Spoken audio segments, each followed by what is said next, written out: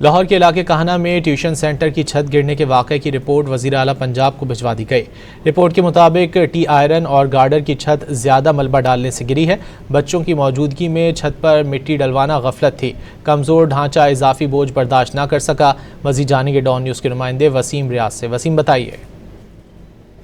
یہ دیکھیں بالکل لاہور میں کانہ میں افسوسناک واقعہ جس میں 14 معصوم بچوں کی جانیں جو ہے وہ چلی گئیں۔ اس میں علاقے کی فضا آج بھی سوگوار ہے کیونکہ اس علاقے سے 14 ننھے پھول جو اب جو ہے دنیا سے جا چکے ہیں۔ ماں باپ تو غم میں مبتلا ہے ہی، لیکن علاقے کے لوگ بھی اس افسوسناک خبر پر جو ہے وہ کافی افسردہ نظر آتے ہیں۔ دوسری طرف جہاں پر پولیس نے خاتون ٹیچر کا بیان جو ہے وہ ریکارڈ کر لیا، اس کے ساتھ ساتھ وزیر اعلیٰ پنجاب مریم نواز کو اس حادثے کی مکمل رپورٹ بھی جو ہے وہ بھجوا دی گئی ہے۔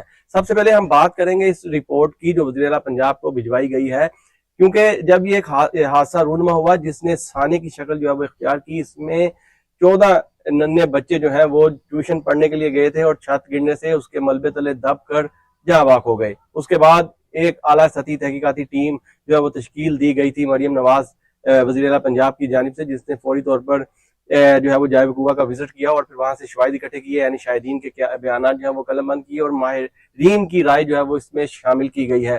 جو رپورٹ تیار کی گئی ہے اس میں بتایا گیا ہے کہ چھت جو ہے وہ کمزور تھی، جس کے اوپر جو ہے وہ مٹی کا اضافی بوجھ جو ہے وہ ڈالا گیا اور وہاں پر جو لگے ٹی آر گارڈر تھے وہ اس بوجھ کو جو ہے وہ برداشت نہیں کر سکے۔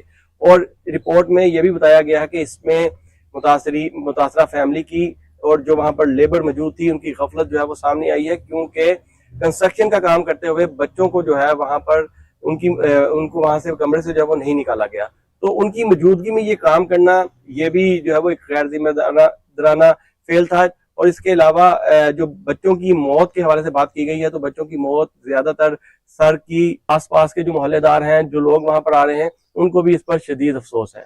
جی وسیم ریاض ان تفصیلات کے لیے۔